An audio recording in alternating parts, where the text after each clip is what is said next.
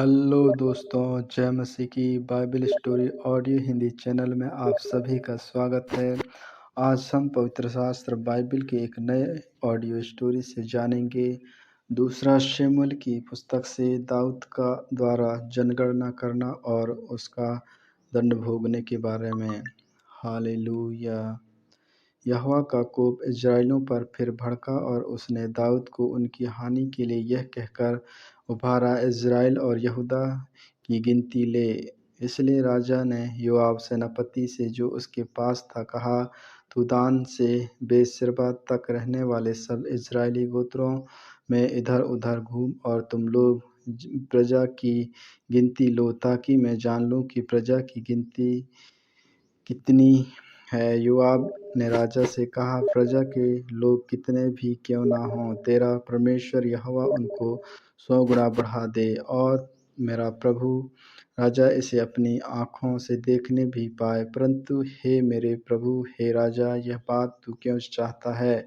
तो भी राजा की आज्ञा योआब और सेनापतियों पर प्रबल हुई। अतः योआब और सेनापति राजा के सम्मुख और से इज़राइल प्रजा की गिनती लेने को निकल गए। उन्होंने यरदन पार जाकर योआर नगर की दाहिनी ओर डेरे खड़े किए, जो गाद्र की घाटी के मध्य में और योआज की ओर है। तब वे गिलाद में और तहमीदसी नामक देश में गए, फिर यरदान को गए और चक्कर लगाकर सीदोन में पहुँचे। तब वे सोर नामक दृढ़ गढ़ और हियोब और कनानियों के सब नगरों में गए और उन्होंने यहूदा देश के दक्षिणी में बेर्शेबा का दौरान निपटाया। इस प्रकार सारे देश में इधर उधर घूम घूम कर वे 9 महीने और 20 दिन के बीतने पर यरूशलेम को आए। तब योआब ने प्रजा की गिनती का जोड़ा राजा को सुनाया और तलवार चलाने वाले योद्धा इज़राइल के तो 8 लाख और यहूदा के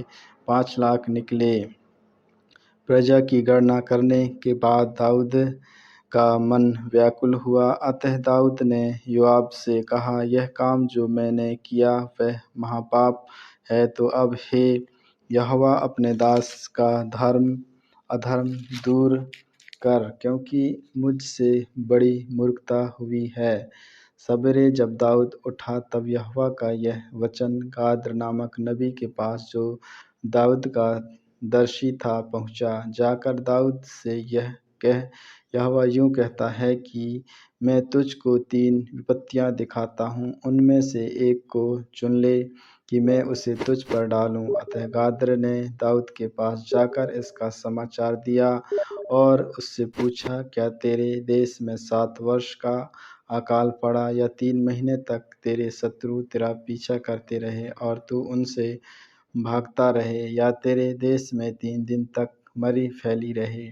अब सोच विचार कर कि मैं अपने भेजने वाले को क्या उत्तर दूँ। दाऊद ने गाद्र से कहा, मैं बड़े संकट में हूँ, हम यहोवा के हाथ में पड़े, क्योंकि उनकी दया बड़ी है, परंतु मनुष्य के हाथ में मैं ना पड़ूँगा। तब यहोवा इज़राइलियों में सवेरे से ले ठहराए हुए समय तक मरी फैलाए रहा, और दान से लेकर बेर्शेबा तक रहने वाली प्रजा में से 70,000 पुरुष मर गए।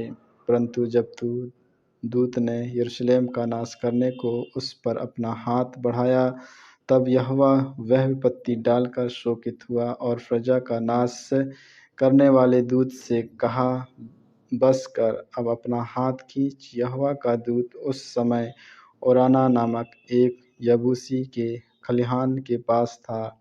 जब प्रजा का नाश करने वाला दूत दाऊद को दिखाई पड़ा, तब उसने यहोवा से कहा, देख, पाप तो मैं ही ने किया और कुटिलता मैं ही ने की है, परंतु इन भेड़ों ने क्या किया है, इसलिए तेरा हाथ मेरे और मेरे पिता के घराने के विरुद्ध हो।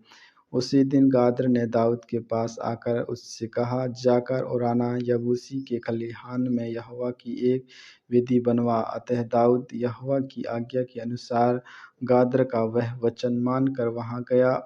जब यरोनान ने दृष्टि कर दाऊद को कर्मचारियों समेत अपनी ओर आते देखा, तब अरोना ने निकलकर भूमि पर मुँह के बल गिरा, राजा को दंडवत की। और ओराना ने कहा, मेरा प्रभु राजा अपने दास के पास क्यों पधारा है? दाऊद ने कहा, तुम से यह खलिहान मोल लेने आया हूँ कि यहोवा की एक वेदी बनाऊँ, इसलिए कि यह महामारी प्रजा पर से दूर की जाए। ओराना ने दाऊद से कहा, मेरा प्रभु राजा जो कुछ उसने अच्छा लगे उसे लेकर चढ़ाए। देख, होमबलि के लिए तो बलि है, और दावने के हथियार और बैलों का सामान ईंधन का काम दे। यह सब ओराना ने राजा को दे दिया।